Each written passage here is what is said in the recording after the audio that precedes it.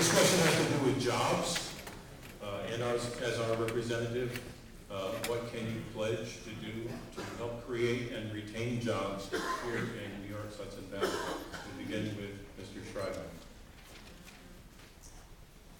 You know, Ward, Congressman Gibson was elected on a pledge to focus on jobs and the economy, and he didn't follow through on that pledge. Instead, he took those votes that I've described to privatize Medicare, restrict a woman's right to choose, and cut off educational opportunity. You know, I started off tonight talking about the IBM plant across the street. Those jobs didn't just evaporate, they're still being done. They're just not being done here.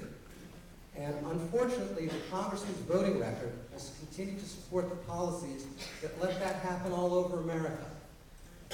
He has continued to support policies that reward companies for shipping jobs overseas. Policies that, like giving billions of dollars of taxpayer subsidies to the biggest oil companies. This region isn't about giant oil companies. This region is about small business owners. Small business owners like my mom, small business owners like the ones I've had a chance to visit and speak with all across this district. We need policies that work for them. What does that mean? That means targeted tax relief so they can continue to add jobs. Small businesses are the engine here. They've created 2/3 of all the jobs in our economy the past several years. It also means relief from burdensome regulations.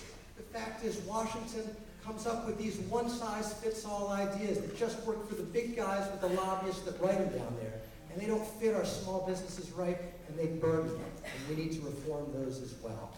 So we need to have a focus on our small businesses, on our farmers, and on our schools. Because let's remember as well that investing in education is investing in jobs. Congressman thinks the Department of Education is unnecessary. He's voted to slash Head Start, voted to slash Pell Grants. That is not in our long-term economic interest. We know that our families here want to see our kids succeed here and build their families here and stay here.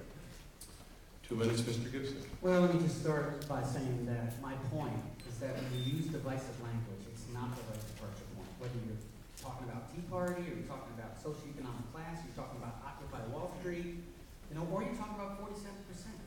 I don't speak in language like that because I don't think like that. I think of how do we bring people together, and that's my point there. And with regard to a voting record, look, we've had about 1,500 votes. I voted with Democrats about 400 times, close to it anyways. And that's because I don't look at the party, I look at the idea.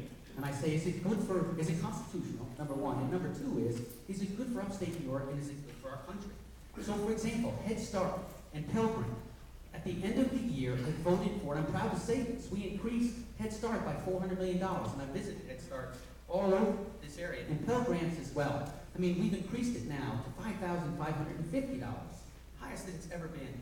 You mentioned small business. I'm proud to have the endorsement of the National Federation of Independent Business. And let me say this.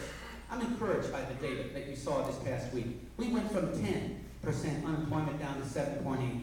We've got so much further to go, but we're moving in the right direction. Don't believe all the negative news you hear on the news today. Democrats and Republicans are working together, not at the level that they should, but we work together. Democrats and Republicans in the House, work with Democrats and Republicans in the Senate, work with the President. We got the transportation bill done. It's going to be good for New York State. It's creating jobs already and will continue to do so.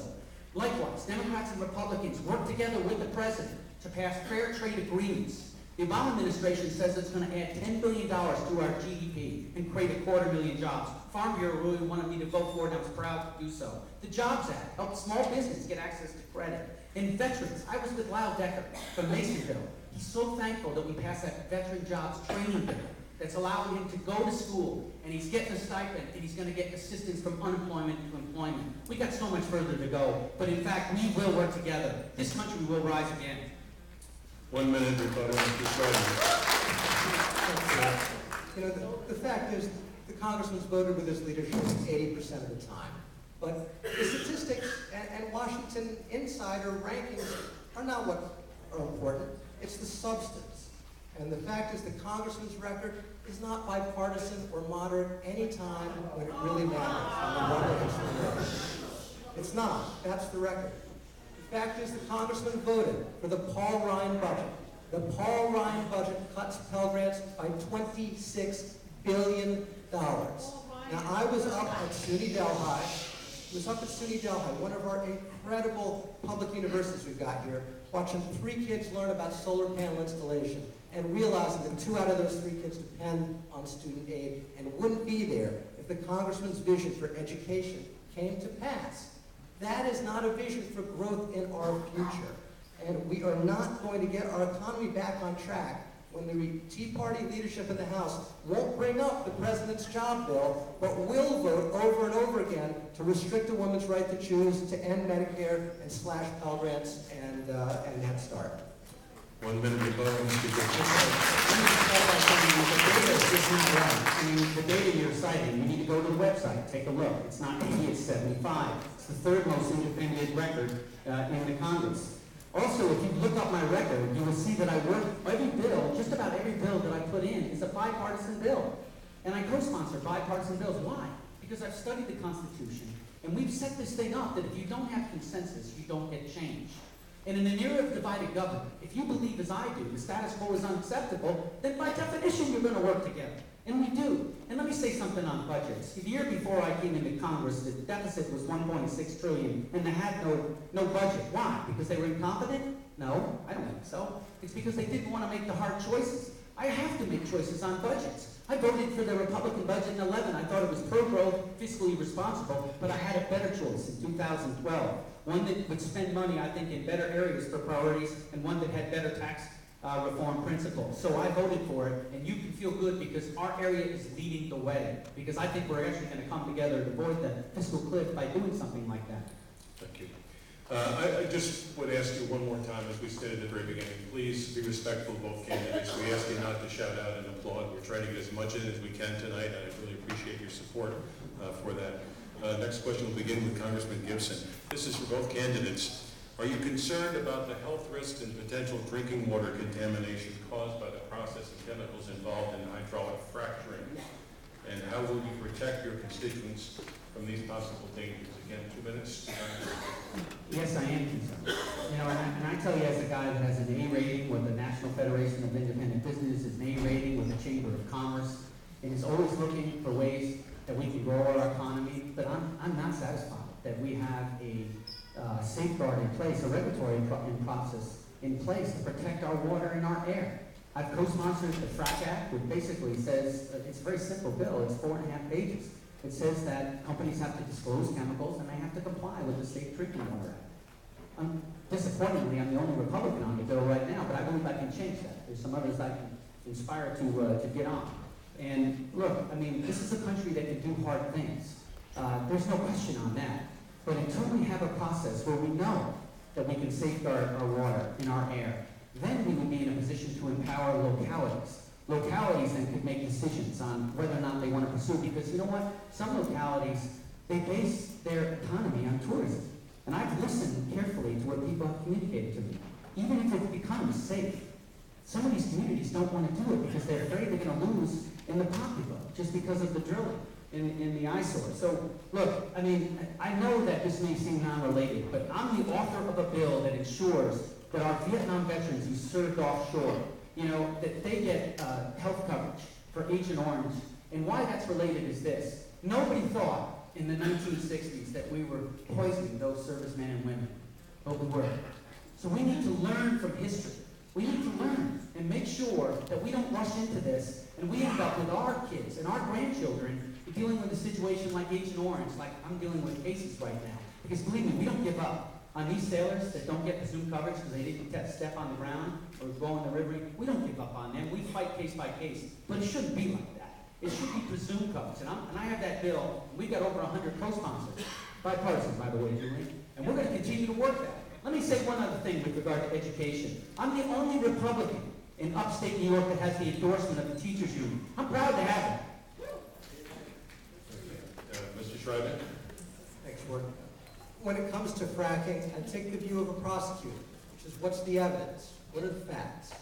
And at this point, the evidence all points to the fact that fracking is not just a risk for our environment, but also a risk for our economy. I've spoken to many small business owners who are worried about lost business if fracking comes to gas.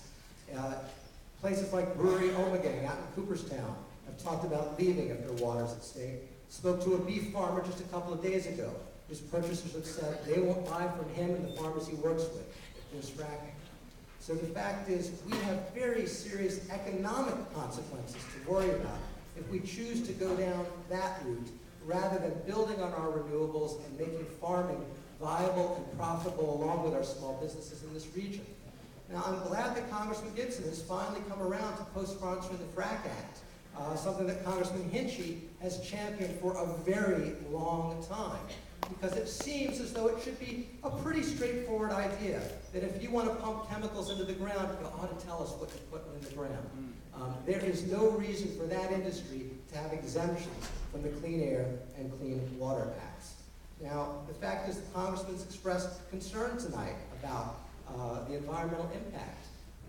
He's thrown some ratings around earlier tonight. You should know that his rating from the League of Conservation voters is 17 out of 100. And he's been labeled by the Sierra Club as one of the 6 worst when it comes to the environment and doing the bidding of the big oil and gas industry. That should certainly concern us when we're making such a consequential decision about whether to take our region in a whole new direction, focused on natural gas rather than focused on our small business and our farmers and our communities here. And I'll say one more thing with respect to the Congressman's record when it comes to energy. Again, he has been driven, I guess apparently till tonight or very recently, about this nuclear plant in upstate New York with a voting record to weaken protections for nuclear safety. That's not the right direction. Mr. Gibson, 1 minute. Well, again, on the nuclear power plant, you can just Google and check for yourself, and you'll see. One other thing I'll say on water that concerned me is this happened to be a year that we didn't have enough rain. So, I mean, that's the kind of questions that I asked. When I was a commander, my staff used to, I asked them, how do you model this? What happens in a year where we don't get a lot of rain? And, this process relies on so much water. What does that mean for our farmers? What does that mean for our economy all the way across? And I don't have any answers on that. Let me just address these ratings here. Look, they key vote the Keystone Pipeline, and I support it. It's because I remember what it's like to have to pay high gas and home heating for my family, and I know I've got constituents all over that want us at once to drive down gas and home heating, and also work towards a better day where we're less reliant. I'm also endorsed by Conserve America. That's a pro-environment group who looks at these things holistically, both the economy and the environment. Mr. Shriven, 1 minute. Sure, I don't have to remember the high cost of gas and home heating oil. I pay it every day. That's the struggles we're going through here. And the fact is we do need a bipartisan approach to our energy future, and we need to appreciate and focus on what's right for this region and these communities that we have here. Our farmers and our small businesses that will be hurt if we go in the wrong direction.